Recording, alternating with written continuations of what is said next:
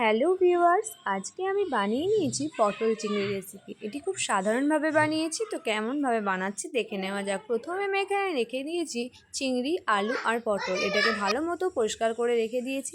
এখানে আমি নিয়ে নিয়েছি আদা আর রসুনের পেস্ট। তো পেস্টটা করে নেওয়ার পর এখানে কুচিয়ে রেখেছি পেঁয়াজ আর লঙ্কা। তো প্রথমে আমি কেটে রাখা পটলগুলোকে কড়াইয়ের মধ্যে দিয়ে ভেজে নেব। লালচে লালচে করে ভেজে নিতে হবে।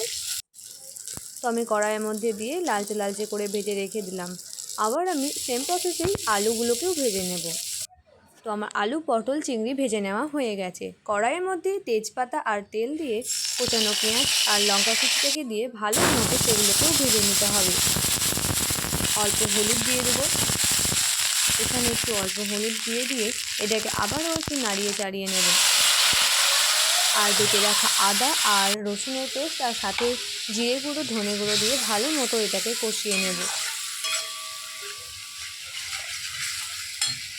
যতক্ষণে তেল ছেড়ে আসছে। তো আলু আর পটলগুলোকে দিয়ে এর মধ্যে আমি আবার কষিয়ে নেব ভালো মতো।